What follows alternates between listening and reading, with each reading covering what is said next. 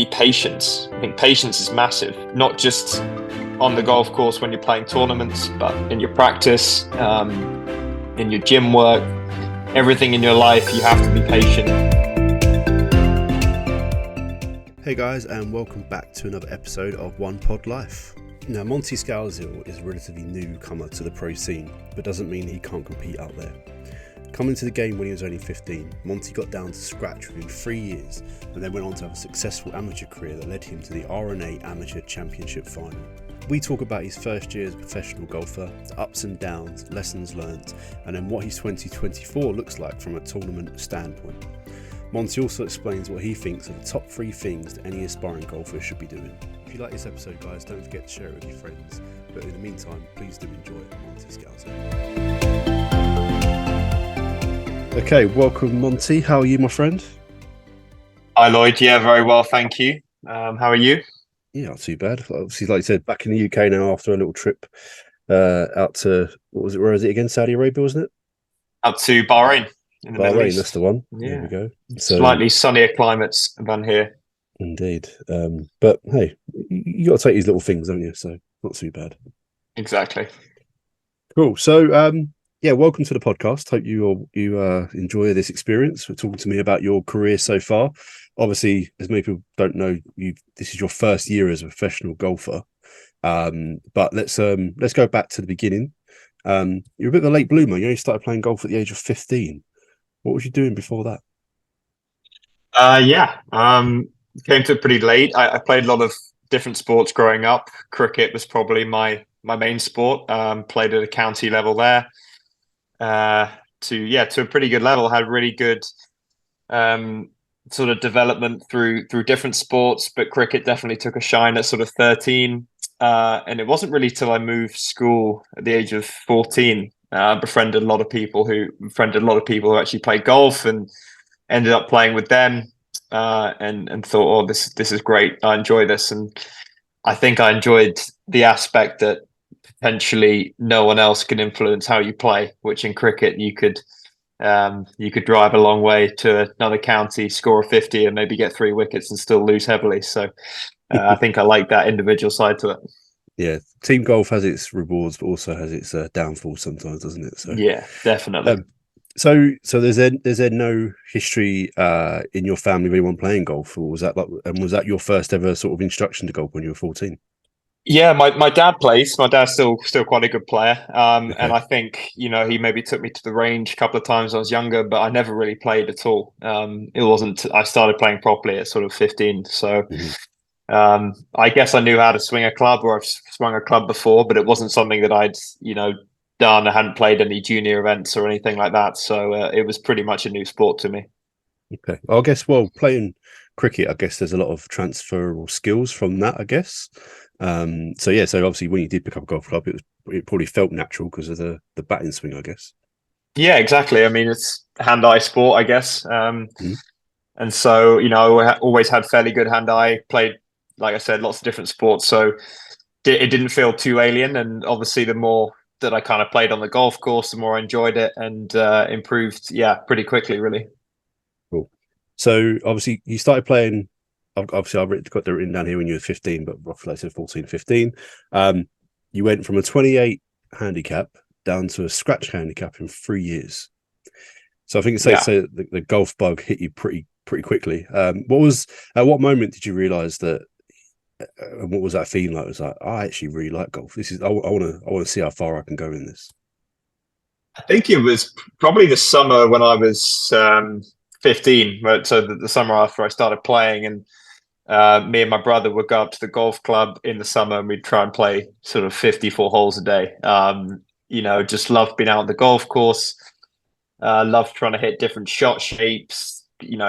Spend loads of time on the putting green, trying to hold those classic 6-foot putts to win the Open, and just really enjoyed the game. And I still do, which is the great thing about it, So it was that real, like you said, I got the bug and just wanted to play all the time. And I think just by playing on the course with no real guidance from anyone about how to swing, I just got better and better, and my handicap came down pretty quickly. Cool. So how old were you when you had your first sort of golf lesson then? Probably 16, I think, when I maybe got down from 28 to 14. Started seeing one of the county coaches here in Suffolk, and he started to, I guess, teach me the game properly, how to swing the club, how to shape the ball, doing all those things that I was, I guess, doing on instinct, but needed to refine them in order to get better and obviously keep my handicap coming down. Yeah. Okay, cool. So, like I say, in that 3-year stretch, you got all the way down to scratch. Obviously, by that point, you're sort of 18. Did you obviously at that point getting down to scratch is obviously a pretty decent level? Did you realize then that what golf is actually a career I want to pursue, or was there anything else that you was actually interested in doing, and why did golf kind of take the front foot? Yeah, it wasn't actually 18. I thought this was something I want to do. I loved playing it. And when I finished school, I decided to have a gap year, and I did some work on my gap year, and then went to a golf academy down in Spain for 3 months just to try and get better, really. And then that summer of my gap year, I played a few, got low enough to get into a few sort of international amateur events, and obviously the big ones in the UK, like the English Am and Tillman Trophy, all those sorts of things, and played those through the summer, and just loved competing. And I certainly wasn't at a level there where I thought I could win, but I had a few decent results, and thought actually I'm really enjoying the sort of competitive side. And then from there went on to university down in Exeter, where we had a great golf program. Obviously studied a degree alongside, but it was probably during my second year at uni that I'd made a really big jump and got down to +3 or +4 at that point, that I thought, this might be something that I'd be interested in doing afterwards. And one of the coaches sat me down and said, I think you'd be good enough to definitely give it a shot anyway. So that kind of led me on to, playing amateur golf after university. Cool. So you said that you dropped down to, well, from scratch to sort of +4. I'm just intrigued to know, what would you say is the biggest attributes for that to be happening for any golfer, but especially for yourself, going from scratch to a +4, because that's quite a big difference. Yeah, good question. I think my short game got really tight, chipping especially. We had an amazing short game facility at Exeter. It was like a massive Huxley sort of 50-yard wide area with a bunker, putting green, different lies to chip off. And I'd go up there with some of the guys from the team, and we'd just chip all evening, probably when we should have been studying, but we did that anyway. Yep. And really kind of worked out when I was missing greens, I was getting up and down most of the time. So you're never going to hit 18 greens in a round of golf consistently. So it's all about mistake avoidance. And I think seeing that improvement in my short game translated to kind of my bad scores becoming like level par 1 over rather than shooting 5 or 6 over. Interesting. I like that. A lot of people said that to improve that level going from scratch to sort of plus numbers, it is all pretty much about the short game. I think there's the scoring error, isn't it? Really, I guess. Yeah, absolutely. Inside 100 yards is huge. Obviously, you got to be pretty secure with your long game as well, and that was something I was working on. But probably the thing that helped me get down quickest was actually that short game improvement. Okay. You mentioned obviously you was at the University of Exeter. I did some research and found out that you was actually the captain of the team, first team, for 2 years. So during your captaincy, was there any successes for your team? Yeah, we did really well. I think we secured our #1 status in England. We had to compete against some strong Scottish universities like Stirling and St Andrews when we made it through to the sort of national side of the knockout competition. We finished 3rd in my second year and 3rd again in my final year in that team format, which for us was great, because competing against, like I said, like Sterling and St Andrews, who had so many good players, it was always going to be tough. But the team that I had particularly my second and third year, were really strong. I think our combined handicap was, for the 6 players, was +12, +13, something like that. So there were a lot of good players, and a few have actually gone on and played professionally as well. So it's a testament to how good the setup was down at Exeter, and how much they encouraged us to kind of better our golf, I guess.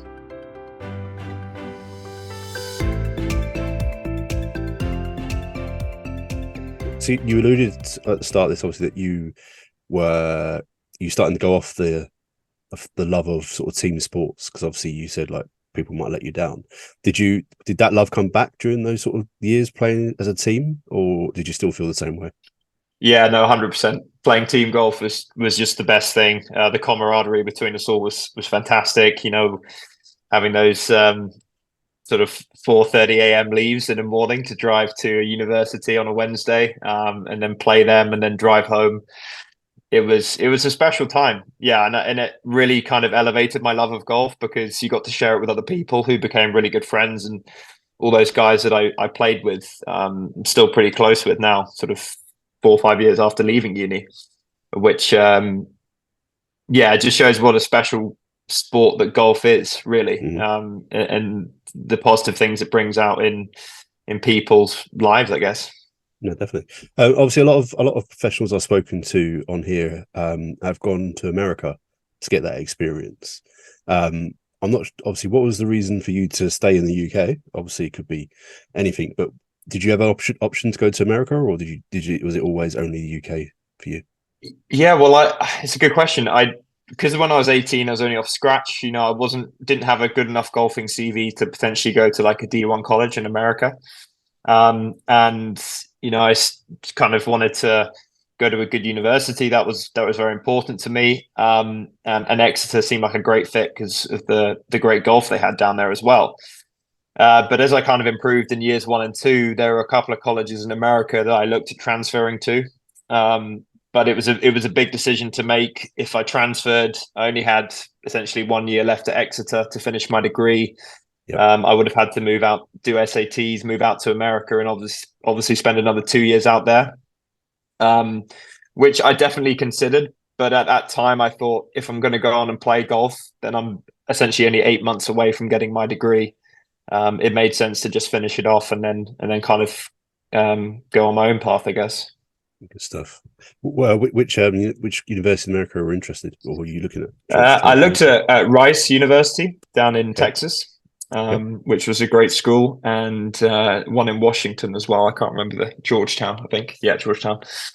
Um, but again, it seemed a big decision to make, and yeah, definitely happy that I stayed at Exeter and saw my time out there. No, good stuff. I guess you pretty much only really go there for the experience, I guess, of being at an American college. But I guess staying in the Exeter wasn't exactly that bad for you. Obviously, you got, like you said, you got your degree, and you went on to do things anyway, which we're now going to sort of move on to. So, 2019 was probably your sort of, well, it was a full season for you as an amateur.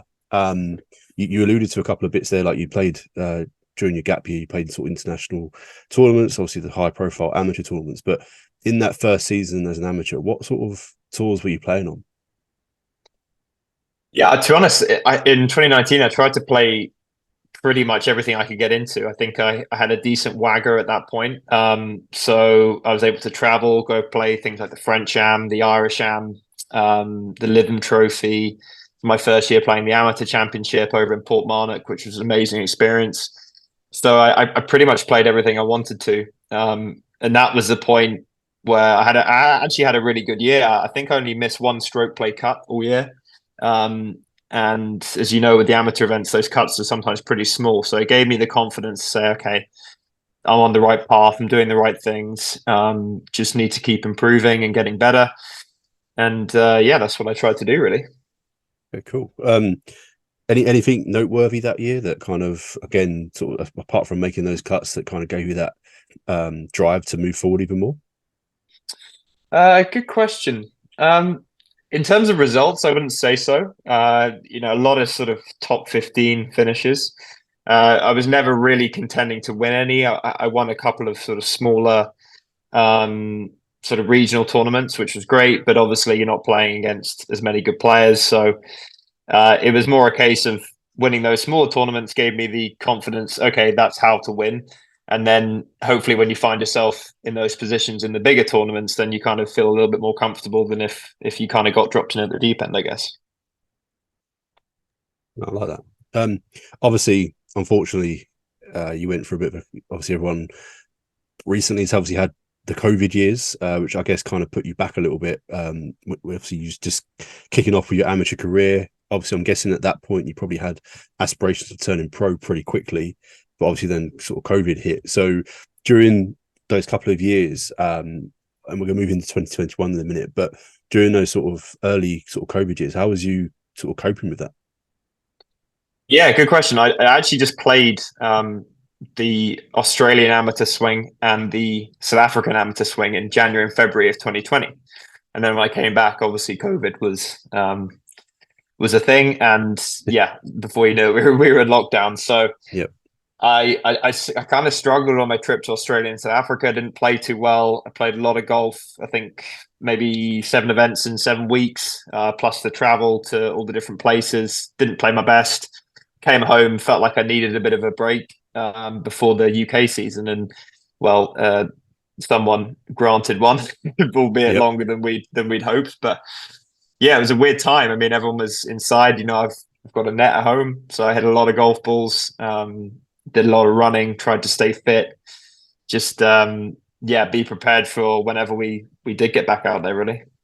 Well, I guess having that net in the garden wherever you've got it is was a blessing really, because obviously that allows you to, like you said, keep yourself fit, golf sharp, and then obviously coming out of COVID, in 2021 you end up being the runner-up of the R&A Amateur Championship, which is no mean feat. Just become a runner-up in that sort of tournament. So yeah, leading up to playing that, and obviously as you were playing that, can you describe the sort of feelings you were having and how good was your game at that point? Yeah, it was a weird one actually with the amateur because I played the Scottish Am 2 weeks prior, missed the cut by one, and then played the St Andrews Links, made the cut pretty comfortably, but then kind of limped home on the final day, played pretty poorly.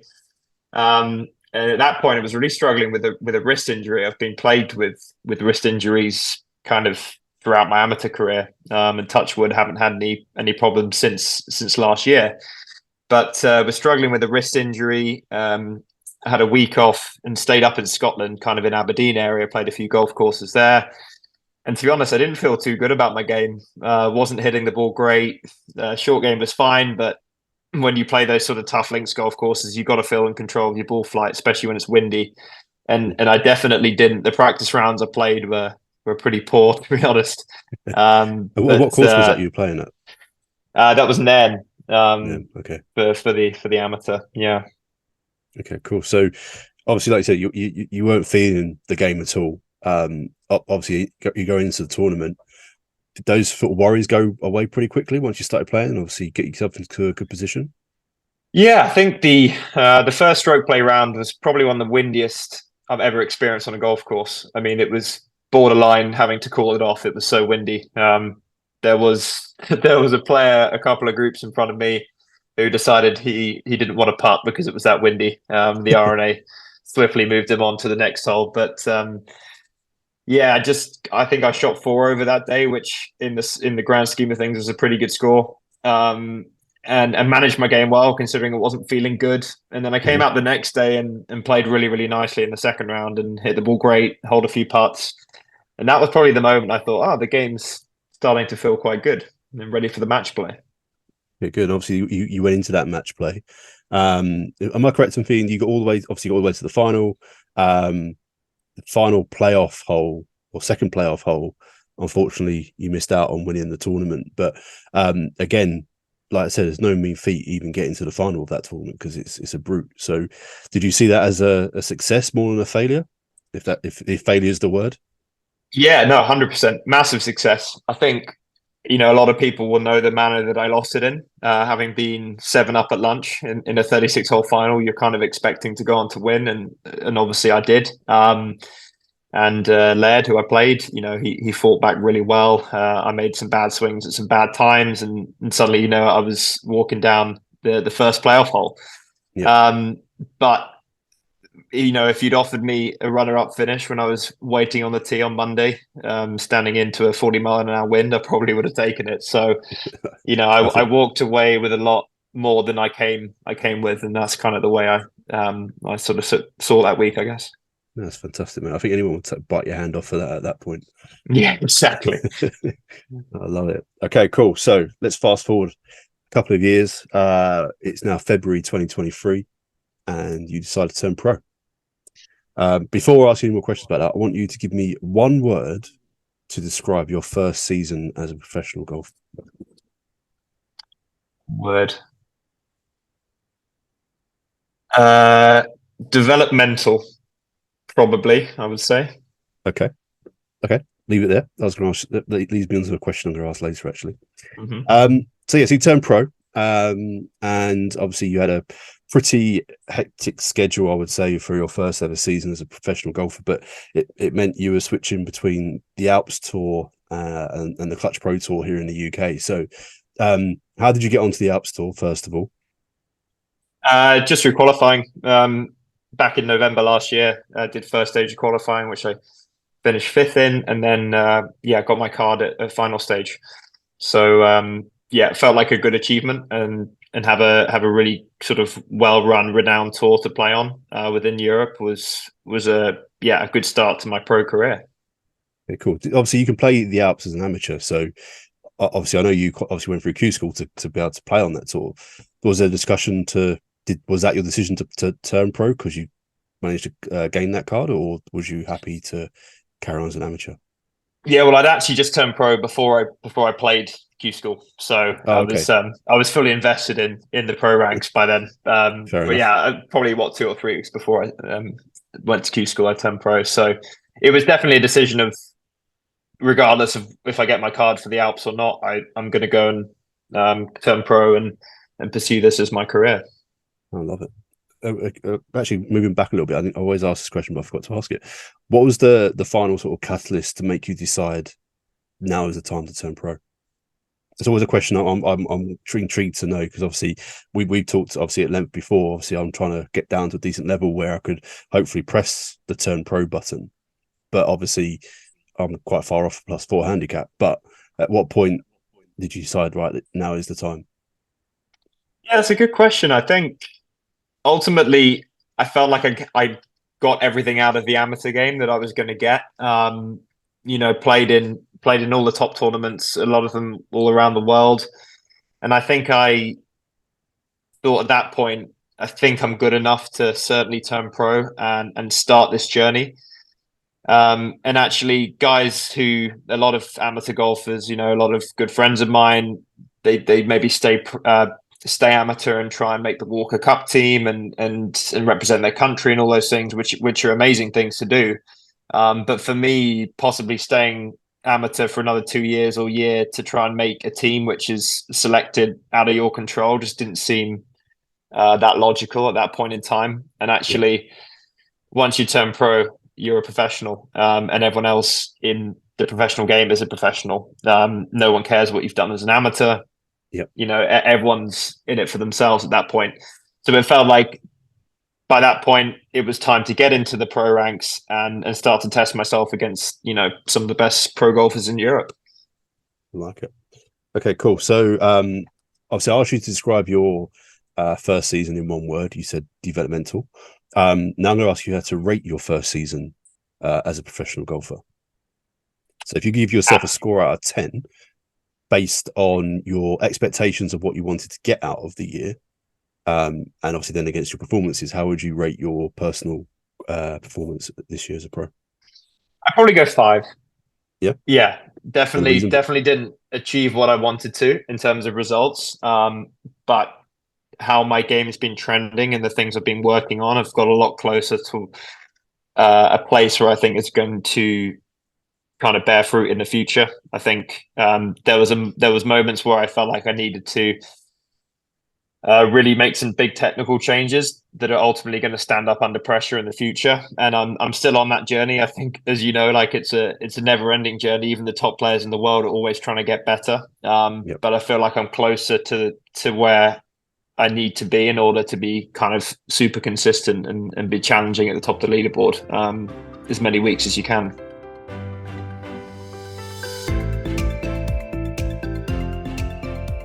Yeah, of course. Going back to that word developmental. So what was the sort of or maybe there's maybe more than one, but what are the biggest sort of learnings that you had from, I guess, the first couple of tournaments that you played in as a professional golfer, and then throughout the year? That's obviously, like you said, you're working on certain things that you think need to be worked on. But what were the sort of key learnings that you had straight away getting on the tournaments and starting playing? Good question. I think, I was traveling a lot more to individual tournaments. You're not just getting in your car and driving to wherever it be in the UK. You're on a flight. Not too much time zone changes within Europe, but having to deal with airports, car hire, accommodation, and then obviously like different grasses and grains when you get to different countries. It's very, very different to playing the same sort of golf that you play in the UK every week. So I think learning to understand those sorts of conditions that come with traveling to tournaments was a big learning curve, and then learning how to manage your time when you arrive to actually get the best out of yourself and understand the golf course as much as you can is super important, and something I've learned and continued to learn throughout the year. Mm-hmm. So that would be an obvious one. Second one, the guys are really good. Yeah. They're really good. The Alps Tour, the standard is incredible. Played with some really, really good players this year. Many of them have had great amateur careers, and some are, now got their sort of DP World Tour cards and Challenge Tour cards. So kind of seeing that level is really, really good, because you know that if they can do it, and that's what it looks like, then I need to get there. And then once I'm there, hopefully I'll have the game that will be good enough to kind of play on tour. Mm-hmm. So yeah, that would be the second one. But yeah, they'd probably be my sort of biggest two observations, I guess. Yeah, and were you able to sort of lead on those guys and ask them questions about how they got to where they got to and how they deal with certain parts of the tournaments? Yeah, I think the great thing about pro golf is it's a weird sport in the sense that it's probably one of the few sports where guys share ideas with each other. You don't get that in football or even tennis and things like that. So being able to talk to a lot of guys who have either been successful in the past or are now being successful is great, because you just got to keep learning. And I always think, because it's an individual sport, you have to find your formula and what works for you. And sometimes a lot of that formula can be borrowed ideas from other people or something you've come up with yourself. So actually being able to talk to other guys who are doing well, and maybe take a nugget of knowledge from them is really useful. No, definitely. Okay, cool. Well, I'm just intrigued, obviously, because like I said, I want to get to that point. So I'm just trying to think, like, if you're picking the brains of these guys, then it's not hard for me to then start picking the brains of people like yourself, because it all funnels down, and like you said, everyone wants to help each other and share that information. So I think that's great. Exactly. Cool stuff. Okay, well, we come to the end of your first season. So what does 2024 look like for Monty? So I decided I'm going to play the Clutch Tour next year, which is in the UK. I think the prize money and obviously kind of Challenge Tour incentives through the Clutch next year look really good. And having played a little bit on there this year, it seems to be a fairly well run tour. Getting to play some great venues, a little bit less travel is quite appealing as well. Yep. Being able to be kind of in the car more than on an aeroplane. So yeah, that's the plan really. I think the main season starts at the end of April. So between now and then, I've got a few pro-ams, possibly going to go and play a few of their winter series out in the Middle East in March. And just spend time. The nice thing about the next couple of months with no immediate tournaments is to continue to make those technical changes, be able to kind of evaluate this year, look at what went well, look at what didn't go so well, and then keep building on those things and just keep trying to improve. It's a game where you're always trying to get better, and you never know what's around the corner. You start playing well at the right time, then good things can happen. So I keep reminding myself of that. No, 100%. Are you able to get onto the tier 1 events, or is it mainly tier 2? Yeah, I think tier 1 I'll be playing next year. So okay, that's good news. Yeah. No, good stuff. I look forward to seeing you. I might be at a couple of tier 2 events, so if you do drop down and want to beat a mere mortal like myself, you're more than welcome to come down and try. Excellent. Look forward to it. Monty, I think that's a great sort of introduction to who you are, how you got into the game of golf, obviously your amateur career leading up to date, and obviously then, like you said, turning pro this year and having a 5 out of 10 year. I think you'd be a bit harsh on yourself there, but well, it's your decision, so it's not too bad. But yeah, thank you for sharing that. But let's move on to some more exciting stuff, shall we? Let's ask some quick fire questions.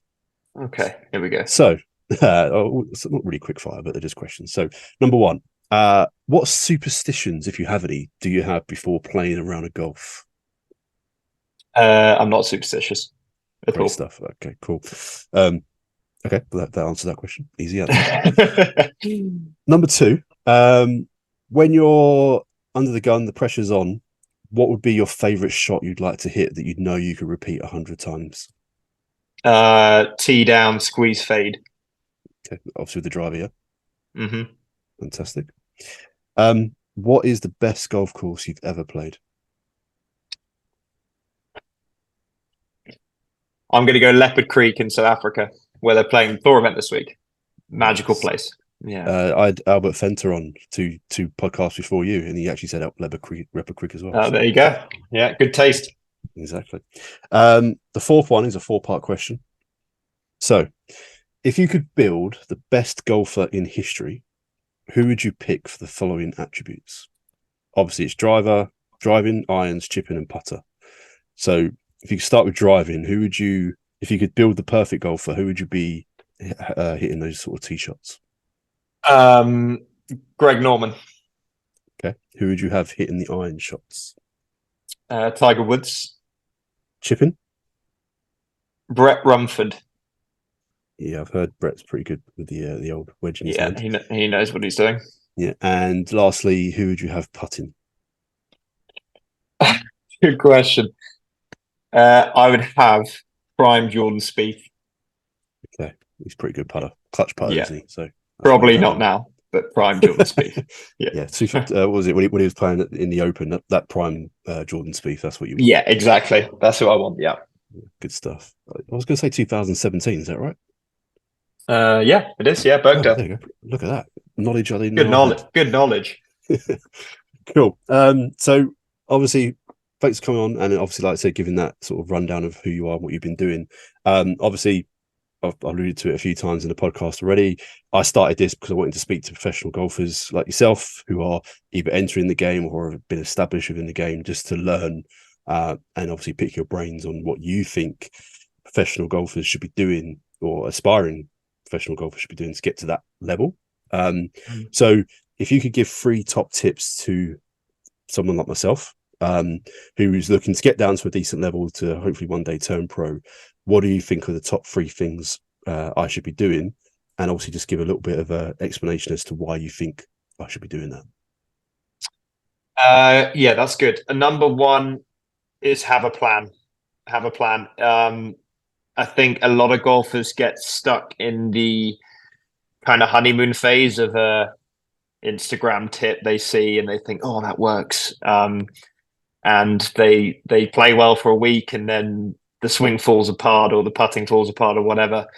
I think having a good coach who can give you good information and having the discipline to stick with that for a long period of time to actually see benefits in 6 months rather than I want to see a benefit in 6 hours.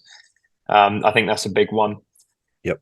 Number 2, which kind of goes in hand with that, I'd say would be patience. I think patience is massive, not just on the golf course when you're playing tournaments, but in your practice, in your gym work, everything in your life, you have to be patient. And that's super important, because for most guys, it doesn't happen overnight. And even the guys you think it happens overnight, like your McIlroys and your Spieths, there's still so many hours of hard work that have gone into that to get them to where they are.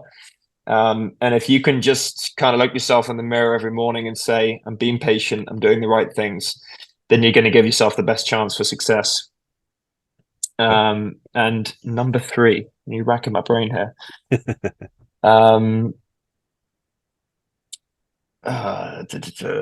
would probably say enjoyment, the enjoyment factor.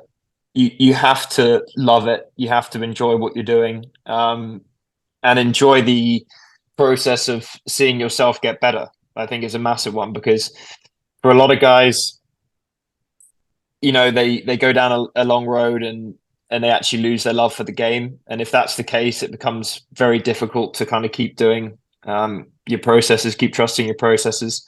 So having that real love and enjoyment for the game is super important to kind of stay on the path you want to be on to get better.